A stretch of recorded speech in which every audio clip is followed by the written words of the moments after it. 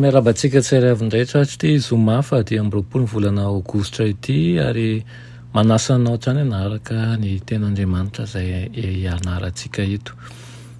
Mialohan'ny deratsika ny mofinainana io dia hivavaka isika. I Andriamanitra tsara ny isan-danitro dia era ny laza ny atra sy ny voninahitra natolotra ianao tratro maraina izao indray izay misaotra ny amin'ny fofinaina mahavelona izay avy aminao, nomenao mahamaim-pony izany taratry ny fitiavanao ary koa tianao mba hivoatra mandrakariva izahay dia hanana tanjona anankiray ihany koa dia ny andovan'ny fanjakanao. Loko malala ho amboary mandrakariva ny fomba fisainanay sy ny finoanay ianao mba hahafahanay manatratra ny tanjona izay irianao anay ary koa ampisehoy anay hatrany voninahitra ao Tompo, ahatrapahanay fa Andriamanitra marina tokoa ianao ary dia mpanjaka ny fahamarinanao eo amin'ny fiainanay. Tonoana sy angatany amin'ny anaran'i Jesosy. Amen. Lohatenin'ny mofinainantsika androany dia manao ivon'ny fampianarana marina rehetra. Ivon'ny fampianarana marina rehetra. Nalaina amin'ny Salamo fa 7:100 manao hoe fanilo ny tongotro sy fanazavana ny lalako ny teninao. Angamba tsy zoviana aminao izany teny izany Kristy tokoa no ivon'ny fampianarana marina rehetra. Hita ao amin'ny teniny sy eo amin'ny zavaboary avokoa ny fivavahana marina rehetra. Ao aminy no ifantohan'ny fanantenantsika ny fiainana mandrakizay ary izay mampianatra sy mianatra aminy dia hifahatra tsara amin'ny fomba azo antoka. Izay rehetra azo ny saina raisina dia misokatra eo anoloantsika amin'ny Baiboly.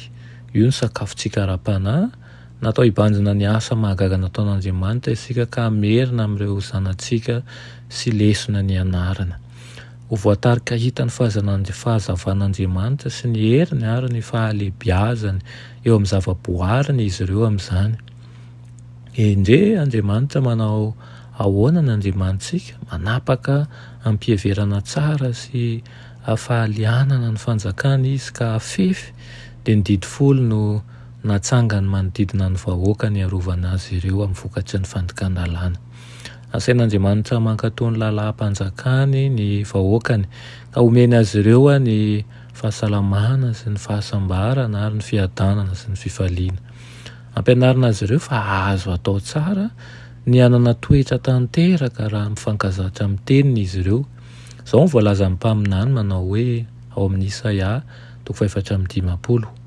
Ianao ry ory izay afotofotony tafio-drivotra sady tsy manana fampiononana, endro izao andatsaka ny vatonao amin'ny antimony sy anorina ny fanambaninao amin'ny safira.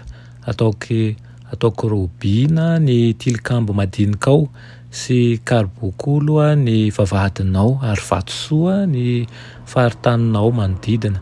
Ary ny zanakao rehetra dia ho samy efa nampianarin'i Jehovah ka dia ho be ny fiadana amin'ny zanakao. Amin'ny fahamarinana no ampiorenana anao aza manahy ny fampahoriana ozy izy fa tsy atahotra ianao na dia na ny fampatahorana fa tsy hanaiky anao izany. Izay voasoratra ao amin'ny Isaia 4:15 dia ny voalohany 9:12 sy ny 4:10. Fa izao ny fanekena ataoko amin'ny taranak'Israely hoy Jehovah rehefa afaka izany andro izany dia hataoko ao an-tsainy ny lalako sady ho soratako ao am-pony. Ary izao Andriamanina ary izy oloko ary samy tsy hampianatra ny namany sy ny rahalahiny avy intsony izy hoe mahalala ny Jehovah fa samy hahalala avokoa izy rehetra hatramin'ny kely indrindra ka hatramin'ny lehibe indrindra hoy Jehovah. Fa avelako ny elony ary tsy ho tsarovako intsony ny fahaontany. Amen.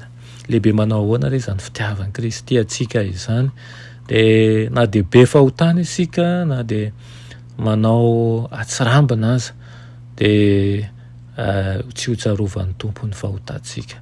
Raha manaiky isika ny miantoraka eo anatrehany ary koa miaiky an'izany fahotantsika izany ka mandray ny Kristy mba hisolo vonantsika, hisolo ny elontsika.